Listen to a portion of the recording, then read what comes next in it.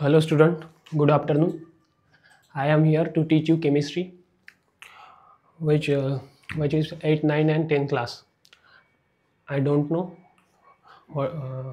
which your class, but I am here for demo lectures. Today my topic is chemistry, and in chemistry there is a surrounding of matters. For class 8 mainly physical and chemical changes. For class 9 matter in our surrounding, atom and molecules, and class 10 which is chemical reactions, acid, bases and salt. Mainly in class 8, 9 and 10 there is a foundation. So you know what is the chemistry definition of chemistry. जसं आता normal लाईफमध्ये chemistry म्हणजे हे आपल्या दैनंदिन जीवनामध्ये तसं सर्वांच्याच कामात पडते. कामात नाही पडली तरी पण आपल्या दैनंदिन जीवनामध्ये केमिस्ट्री आहेच कुठंतरी. हा पेन एक मॅटर आहे. म्हणजे आपण विचार केला सायन्सच्या दृष्टीनं तर हे केमिस्ट्रीच आहे, कारण की हे एक फिजिकल आहे पण हे बनलेलं आहे केमिकल्सपासून.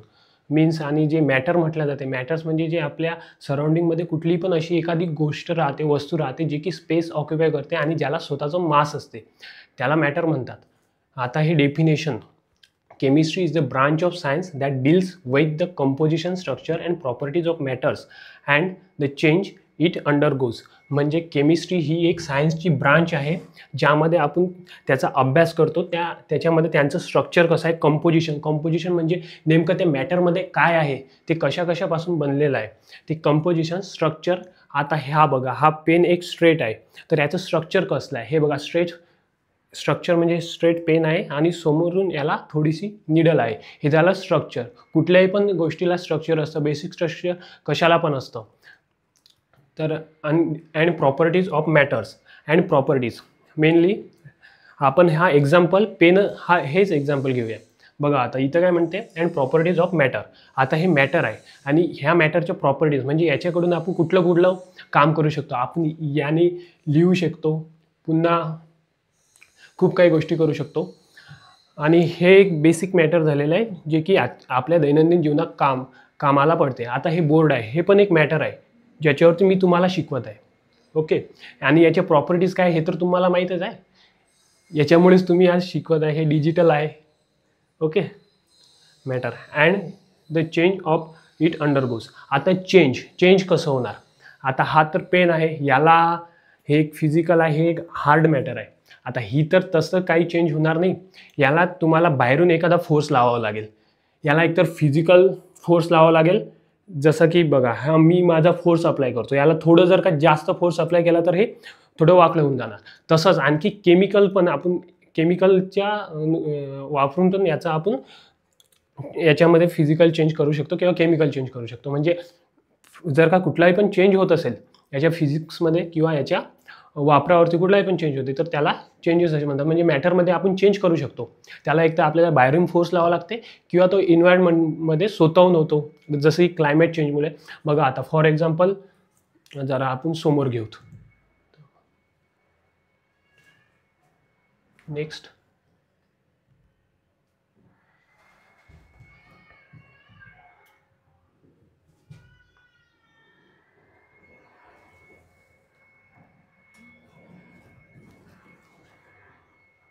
ओके,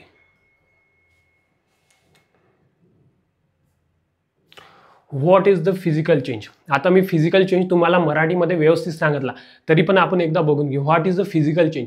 डेफिनेशन्स काय आहे फिजिकल चेंजची. A change that affects the form or appearance of a substance but does not create a new substance. बघा हा फिजिकल चेंज आहे. मी तुम्हाला सांगितलं बाहेरून फोर्स लावला म्हणजे मी जर का या पेनवरती फोर्स अप्लाय केला तर हा फिजिकल चेंज होत आहे. पण फिजिकल चेंज होत आहे, पण या मॅटरमध्ये काही बदल होत आहे की हा पेन आहे तर पेनच राहत आहे. इथं पण तसं म्हटलं आहे, अ change that affect the form of appearance of a substance but does not create a new substance. हा सबस्टन्स आहे, याच्यावर तुम्ही फोर्स लावत आहे आणि पुन्हा हेच चेंज होत आहे. एकतर हे वाकडं होणार, कसं तरी याचा आकार चेंज होणार, पण सबस्टन्स हेच राहणार. याला म्हणतात फिजिकल चेंज. आलं तुमच्या लक्षात. एक्झाम्पल आता बघा, melting ice, tearing paper, boiling water. Melting ice ice cream तुम्ही खाल्लेली असणार, उन्हाळ्याचा आपल्याला गोला भेटतो, तुम्ही काय माहिती काय म्हणता, पण आम्ही तर त्याला गोला म्हणत होतो. तो गोला म्हणजे उन्हाळ्याचा लोटगाडीवरती घेऊन येत होता. ते आधी पाणीच असतं ना, तो आपल्याला गोल्याचा आकार बदलून देतो, एक बर्फ असतो. आता हे तर दुसरं एक्झाम्पल झालं. आता मेल्टिंग आईसचं एक्झाम्पल, आईसपासून लिक्विड तयार होते, ते झालं मेल्टिंग आईसचं एक्झाम्पल. पण ते पण आता मॅटर शिकवतो आपण, म्हणजे तो पण चेंज आलाच नाही यामध्ये. तर टिअरिंग पेपर तुमचं कधी फाडलं असेल ना, तुमच्या मम्मी पप्पांनी कधी एखाद्या वेळेस कमी मार्क्स आले असतील तर लपवायचा खूप जास्त प्रयत्न केला, पण पोचलं घरी. सरांनी कुठून तरी पाठवलं, तर तुम्ही फाडलं तर मम्मी पप्पांनी टरकन फाडलं असेल ना तुमच्यासमोर. ते आहे टिअरिंग पेपर. बॉइलिंग वॉटर हिवाळ्याच्या दिवसांमध्ये आपण पाणी तापवतो, ते म्हणजे बॉइलिंग वॉटर. ओके. आता what is the chemical changes. डेफिनेशनमध्ये काही नसते. A change that produces a new substance with different properties. हाय केमिकल चेंज. काय म्हणते? A change that produces a new substance with different properties. हे सबस्टन्स आहे म्हणजे मॅटर आहे, हे जुनं मॅटर आहे, पण याच्यावरती केमिकल टाकल्यानंतर ठीक आहे. आता हा पेन आहे, हे कसाच आहे? प्लॅस्टिकचा पेन आहे फॉर एक्झाम्पल.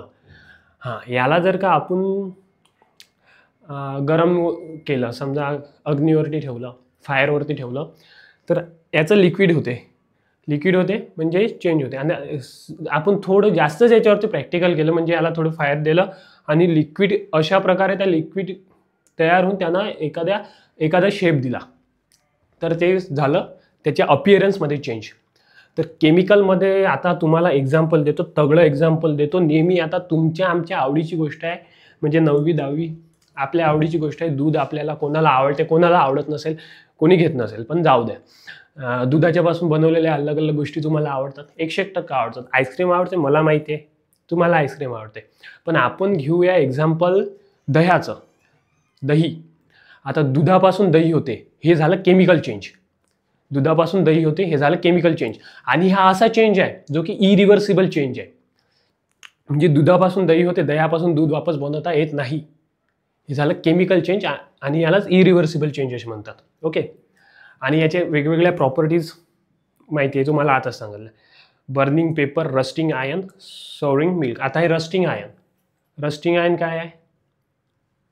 एक second. Rusting of iron colour जाऊ द्या, रेड कलरच आहे, हाच वापरतो. Rusting iron. आता हे रस्टिंग आयर्न काय आहे? तर आयर्न म्हणजे लोखंड, आणि लोखंड जर का आपण वातावरणामध्ये ऑक्सिजनच्या जर का कॉन्टॅक्टमध्ये आला तर त्याला रस्टिंग जातं, म्हणजे जंग लागतो, त्याला आपण म्हणतो जंग लागले. ते झालं रस्टिंग ऑफ आयर्न. ओके.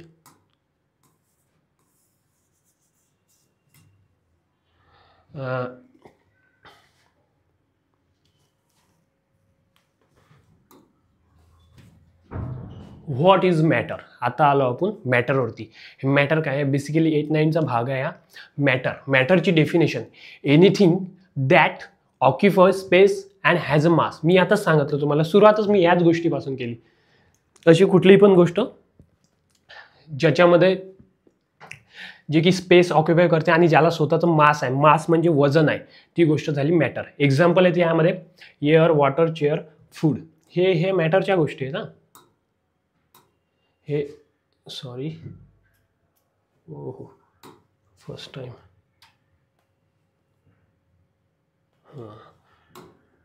हे बघा, एअर, वॉटर अँड फूड.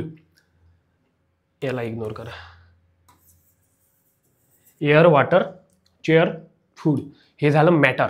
हे आहेत मॅटर. कुठली पण गोष्ट, आता चेअर आहे, ही आहे मॅटर.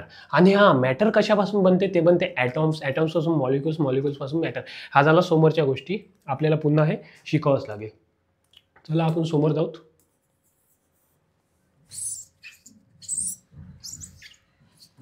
ओके.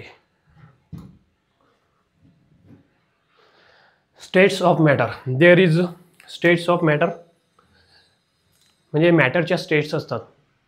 जसे की आपल्या स्टेट्स असतात तसं नाही, फिजिकल स्टेट, मेंटल स्टेट, तसल्या स्टेट्स नाही आहे त्या. ह्या मॅटरच्या स्टेट्स आहे. म्हणजे हे नेमके कसे कसे मॅटर्स असतात बघा. सॉलिड आहे, लिक्विड आहे, गॅसेस आहे. हे 3 स्टेट्स आहेत मॅटरचे. तुम्हाला मॅटर्स शक्यतो हे जे 3 गोष्टी आहेत ते तुम्हाला सांगितलं, सॉलिड, लिक्विड आणि गॅसेस. ह्या 3 प्रकारातच सर्वात जास्त तुम्हाला मॅटर्स बघायला भेटेल. जास्तीत जास्त मॅटर जे सॉलिड प्रकारात आहे हे तर आपल्याला म्हणजे त्यांच्यामुळे आपलं जीवन चालूच आहे, ते सगळे मॅटर्स आहे. लिक्विडमध्ये तुम्ही वॉटर वगैरे घेऊ शकता. Gases oxygen, carbon dioxide, nitrogen, helium, lithium, हे गॅसेस आहेत. ओके. Change of states. आता ठीक आहे, ह्या तर स्टेट्स आहेत, पण ह्या स्टेट्समध्ये पण चेंज येतात. म्हणजे सॉलिडचं लिक्विड, लिक्विडचं गॅसेस आणि गॅसेसचं वापस लिक्विड होते, त्याला इव्हॅपोरेशन असे म्हणतात. बघा, states of matter, solid, liquid, gas, properties, table, shape, volume, compressibility. हे जे आहे ना, ह्या त्याच्या प्रॉपर्टीज झाल्या. हे शेप, याचा शेप काय आहे, व्हॉल्यूम, कॉम्प्रेसिबिलिटी, हे काय झाल्या, ह्या सॉलिड, लिक्विड, गॅस यांच्या प्रॉपर्टीज झाल्या. आता लिक्विडची प्रॉपर्टी अलग, त्याला शेप नसतो वगैरे, त्यांचे जे आयटम्स आहेत ते थोडे दूर दूर असतात. व्हॉल्यूम, खोकल्या गोष्टी काहीतरी असतात ना, शॅलो ज्याला म्हणतो आपण, तेच असलं. Volume, compressibility. आता कॉम्प्रेस करून, जसं की फॉर एक्झाम्पल आपल्या घरामध्ये आपली आई जे सिलेंडर वापरते स्वयंपाक करण्यासाठी, त्यामध्ये जो गॅस आहे तो लिक्विड फॉर्ममध्ये असतो, पण तो पण कॉम्प्रेस फॉर्ममध्ये त्यामध्ये भरलेला असतो, कॉम्प्रेस करून करून भरलेला असतो. फॉर एक्झाम्पल तुम्ही सोड्याची बॉटल जेव्हा अशी थोडी शेक करून उघडता तेव्हा गॅस बाहेर पडतो, ते पण कॉम्प्रेस केलेलं असतं त्यामध्ये, त्यामुळं कार्बन डायऑक्साईड. तर change of states, melting, freezing, evaporation, condensation, sublimation. ठीक आहे. मेल्टिंग मेनली आपण आयन मेल्ट करतो. फ्रीजिंग म्हणजे एखादी गोष्ट फ्रीज होते. बर्फ, पाण्यापासून बर्फ बनवतो आपण. इव्हॅपोरेशन, आता क्लायमेट चेंजमुळे इव्हॅपोरेशन तर तुम्हाला सांगायची गरज नाही, पण इव्हॅपोरेशन म्हणजे फॉर एक्झाम्पल तुमच्या घरी जर का तुम्ही कधी आई काही करत असेल, फॉर एक्झाम्पल कसली तरी भाजी घेऊया, ते भाजी करत असेल तर ते तुम्ही कधी झाकण जर का असं काढलं लगेच तर त्याच्यावरती तुम्हाला पाणी जमा झालेलं दिसते. तर ते पाणी जे आहे ना ते इव्हॅपोरेट करून होते, म्हणजे खालून आग राहते आणि ते पाण्याला उकळी येते. उकळी गेल्यानंतर जो गॅस वरती येतो ना तो त्या झाकणाला जाऊन चिटकतो आणि त्याचं लिक्विड होते पुन्हा, ते झालं इव्हॅपोरेशन. म्हणजे याचा आपण liquid to gas and gas to वापस लिक्विड, त्याचं एक्झाम्पल आहे ते. Condensation, then sublimation. हे अलग अलग जे आता स्टेट्स ऑफ मॅटरचे चेंजिंग स्टेट आहे. कंडेन्सेशनमध्ये कुठली पण एखादी गोष्ट कंडेन्स वगैरे होत असेल तर एक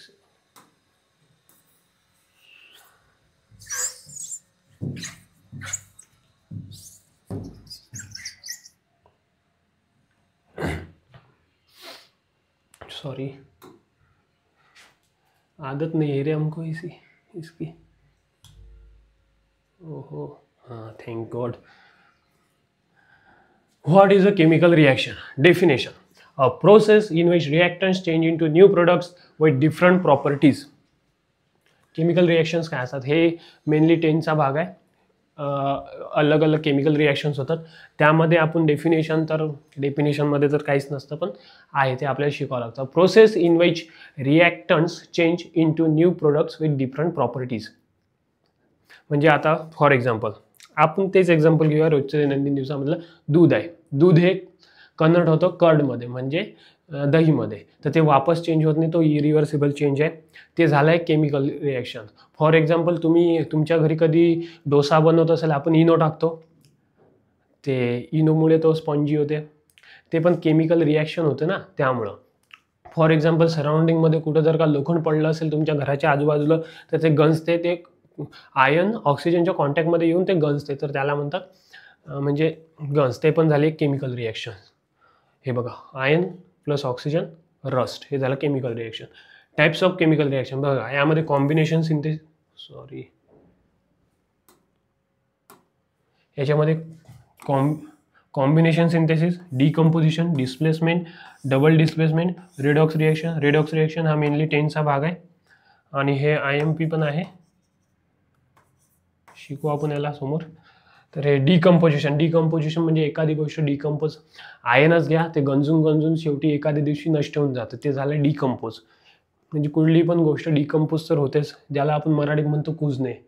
ते आपण जे शेतामध्ये तुमच्या घरी शेत असेल तर तुमचे वडील टाकत असतील ना खत, शेणखत वगैरे, ते कुजते, त्याचा खूप जास्त फायदा असतो, ते झालं डिकम्पोजिशन. कॉम्बिनेशन सिंथेसिस म्हणजे आपण काही पण स्वतःहून चेंज होत नसेल तरी पण चेंज करतो. म्हणजे दूध स्वतःहून थोडी दही बनते, आपण त्यामध्ये काहीतरी करतो ना केमिकल रिॲक्शन, तर ते झालं सिंथेसिस. सिंथेसिस म्हणजे मॅनमेड ज्या कुठल्या पण गोष्टी चेंज होतात ना त्याला सिंथेसिस म्हणतात. म्हणजे ते आपण करू शकतो, इन्व्हायरमेंटली होत नाही, आपलं त्यामध्ये काहीतरी इन्व्हॉल्वमेंट असतं, त्यामुळे सिंथेसिस वगैरे होतात, त्याला म्हणतात. कॉम्बिनेशन डिकम्पोजिशन सांगायला डिस्प्लेसमेंट म्हणजे एखादी गोष्ट हलवणे इथून तिथं, तेव्हा आपण चेंज करतो कशा तरी.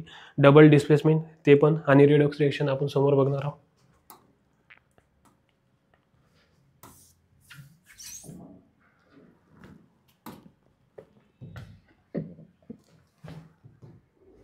Sorry. Acids, base and salts. हा जवळपास आपण शेवटच्या स्लाईडवरती पोचलेला होता. तर ॲसिड, बेस अँड सॉल्ट हा मेनली 10चा पार्ट आहे. तर ॲसिडची डेफिनेशन तर तुम्हाला माहिती असेल, सबस्टन्स विथ pH 7 टेस्ट सोर turn blue litmus red. Litmus litmus paper असतो जो की मार्केटमध्ये भेटतो. त्याचा आपल्याला pH व्हॅल्यू जर का तुम्हाला माहिती असेल तर pH व्हॅल्यू असते 14 पर्यंत. 7वरती न्यूट्रल असते, ते 7च्या खाली ॲसिडिक असते, 7च्या वरती बेसिक असते. आपण जवळपास ॲसिड बेस आपल्या कामात येते 4च्या वरतं, आणि तिकडे जवळपास 9-10च्या खाली. म्हणजे त्याच्यासमोर खूप जास्त ॲसिडिक बेसिक जे आहे ते खूप जास्त वाढते. बघा definition, substance with pH less than 7 taste for turn blue litmus red. ज्याचा pH 7पेक्षा कमी आहे ते झालं acid. Turn blue litmus red. आता तुम्ही म्हणसाल ॲसिड आहे एखादी गोष्ट, ती कशी ओळखायची. इथं बघ काय म्हणते, ब्ल्यू लिटमस रेड. आपल्याला मार्केटमध्ये ब्ल्यू लिटमस मिळतात. ती अशी छोटीशी डायरी असते, अशी एका बोटा एवढीच असतात ते पेपर. ते असे टाकले, थोड्या वेळ असं धरलं तर त्याचा ब्ल्यूचा रेड झाला, तर ते आहे ॲसिड. आता कुठला पदार्थ आहे तो, ॲसिडिक आहे की बेसिक आहे, कसं ओळखायचं, त्यासाठी हे आहे ॲसिड. आणि मग pH काय बा, तर मग समजून घ्यायचं ना, तर ब्ल्यूचा रेड झाला तर त्याचा pH 7पेक्षा कमी आहे, संपलं, ते आहे ॲसिड. एक्झाम्पल HCl म्हणजे hydrogen chloride, H2SO4, citric acid. Vitamin C3 मध्ये हे जवळपास तुम्हाला लिंबू वगैरे याच्यामध्ये सिट्रिक ॲसिडच बघायला भेटते. हां बघा आता ॲसिडचा वापर काय आहे, तर स्टमक डायजेशन, क्लिनिंग, फर्टिलायझर.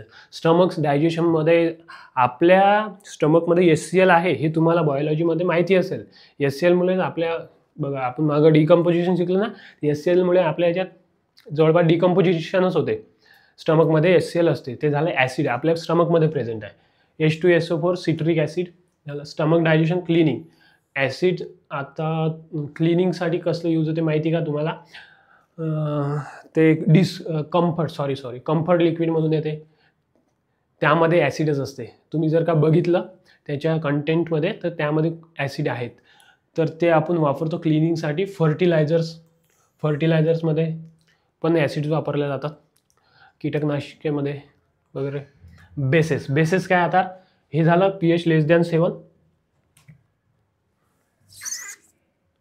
हे झालं pH लेस दॅन 7. आता राहिलेलं काय, pH 7पेक्षा जास्त, टेस्ट बिटर टेस्ट. इथं काय ती सोर, हे bitter taste, turn red litmus blue. आता इथं ब्ल्यू लिटमस रेड होत होतं, इथं रेड लिटमस ब्ल्यू तयार होते. हेच तसंच बघायचं, रेड लिटमस पेपर भेटते आपल्याला, आणि तो रेडचा जर का ब्ल्यू झाला तर pH 7पेक्षा जास्त आहे, आणि तो बेस आहे. मेनली बेसेस आपले कामाचे असतात, म्हणजे आपल्याला यूजमध्ये जे आपण खातो ते बेसिकच असतात. आणि सोडियम हायड्रॉक्साईड, पोटॅशियम हायड्रॉक्साईड आणि बेकिंग सोडा. बेकिंग सोड्याचं एक्झाम्पल डोश्यामध्ये वापरतो आपण. तुमच्या घरी गरम भजे करत असणार, त्याच्यात असणार. आता दिवाळीला राहणारच याचा दणदण वापर करणार आहे तुमच्या घरचे बेकिंग सोड्यासाठी. सोडियम हायड्रॉक्साईड, पोटॅशियम हायड्रॉक्साईड याचा वापर होतो सोपमध्ये, डिटर्जंटमध्ये. अँटाॲसिड जे की गोळी अँटाॲसिडची तुम्हाला माहिती असेल, पण इथं मेनली इनोचा आपण वापर करू शकतो. आता सॉल्ट्स काय आहेत, तर definition, products form when acid reacts with base. जेव्हा ह्या दोघांची रिॲक्शन होते, म्हणजे acid plus base convert into salt, ह्या दोघांची रिॲक्शन होऊन सॉल्ट्स तयार होतात, त्याला म्हणतात acid base salt. Okay, definition, the salt product form when reacts with base definition product form when acid reacts with base example NaCl K2SO4 आणि याचे types आहेत कॉमन सॉल्ट, बेकिंग सोडा, इप्सॉन सॉल्ट. बघा salt definition products आहे. Products form when acid reacts with a base example NaCl म्हणजे sodium chloride, K2SO4 potassium sulphur oxide आणि CaCO3 common salt, baking सोडा आणि Epson salt. म्हणजे बघा हे acid होतं, कुठला तरी एखादा बेस घेतला, कुठला तरी एखादा ॲसिड घेतला, त्यांची रिॲक्शन तयार केली आणि इथं सॉल्ट तयार झाला. आणि सॉल्टमध्ये नेमली सोडियम क्लोराईड येते, पोटॅशियम सल्फर ऑक्साईड येते आणि यांचे जे यूज आपण करतो हे बघा बेकिंग सोडा इथं पण आला, इथं पण आलेला आहे. म्हणजे ह्या बेकिंग सोड्याचा इथं आपण मेनली बेसिस म्हणून वापर करतो, इथं सॉल्ट म्हणून वापर करतो. म्हणजे दोघांचा आणि दोघांचे पण यूज जवळपास अलग असतात. हे कॉमन सॉल्ट म्हणजे आपलं नेहमी आपण जे की सॉल्ट खातो. आता हे सॉल्ट जे आहेत हे आपण प्रोसेस करून बनवलेलं असते, म्हणजे त्यामध्ये ॲसिड बेसचा वापर आलाच. आणि इप्सॉन सॉल्ट हे नॅचरल आहे, acid plus base, salt plus water, हे झालं एक्झाम्पल. तर आपलं जवळपास डेमो लेक्चर संपलेलं आहे. तर सांगा मला कसं वाटलं. तर जर का झालं आपलं, तुम्हाला पटलं, तुम्हाला आवडलं तर भेटू मग. थँक्यू.